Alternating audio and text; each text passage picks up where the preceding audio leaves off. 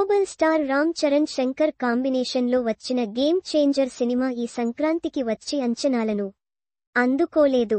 శంకర్ లాంటి డైరెక్టర్తో RRR hero Charan lead role అనేసరికి ఎక్స్పెక్టేషన్స్ భారీగా ఏర్పడ్డాయి. అందులోనూ దిల్ రాజు కెరీర్లోనే హైయెస్ట్ బడ్జెట్ మూవీగా అది తెరకెక్కింది. తీరా రిజల్ట్ చూస్తే మాత్రం చాలా డిజపాయింట్ చేసింది. అయితే గేమ్ చేంజర్ అని ఎక్కడ వినిపించినా దిల్ రాజు ఉలిక్కి పడతారు.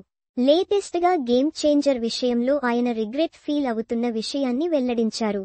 తమ్ముడు సినిమా ప్రమోషన్స్ లో భాగంగా జరిగిన ఇంటర్వ్యూలో ఆర్ఆర్ఆర్ తర్వాత గ్లోబల్ స్టార్ రామ్ చరణ్ తో చేసిన గేమ్ చేంజర్ సినిమా విషయంలో చాలా రిగ్రెట్ ఫీల్ అవుతున్నానని అన్నారు దిల్ రాజు. అయితే ఆ సినిమా విషయంలో తాను ఏమి చేయలేకపోయానని, తన చేతుల్లో ఏమీ లేకుండా పోయిందని అన్నారు.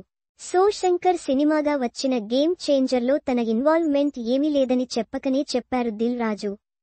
దిల్ రాజు బ్యానర్లో సినిమా అంటే ఆయనే అన్నీ అన్నట్టుగా చూస్తారు. అందుకే ఆయనకు సక్సెస్ రేటు ఎక్కువగా ఉంటుందని అంటారు. అయితే గేమ్ చేంజర్ సినిమా మాత్రం తన ప్రమేయం లేకుండా అన్నీ అలా జరిగిపోయాయని అన్నారు దిల్ రాజు. అయితే సినిమా రిలీజ్ తర్వాత రామ్ చరణ్ కోపరేషన్ బాగుందని చెప్పారు.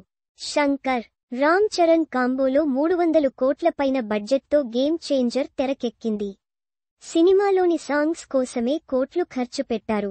అయితే సినిమా ఆశించిన రేంజ్లో లేకపోవడంతో డిజాస్టర్గా మిగిలింది. అంతేకాదు దిల్ రాజు కెరీర్లోనే బిగ్ ఫ్లాప్గా నిలిచింది. అందుకే ఇక మీదట అలాంటి తప్పు జరగకూడదని కంటెంట్ ఉన్న సినిమాల మీదే గురి పెడుతున్నారు దిల్ రాజు.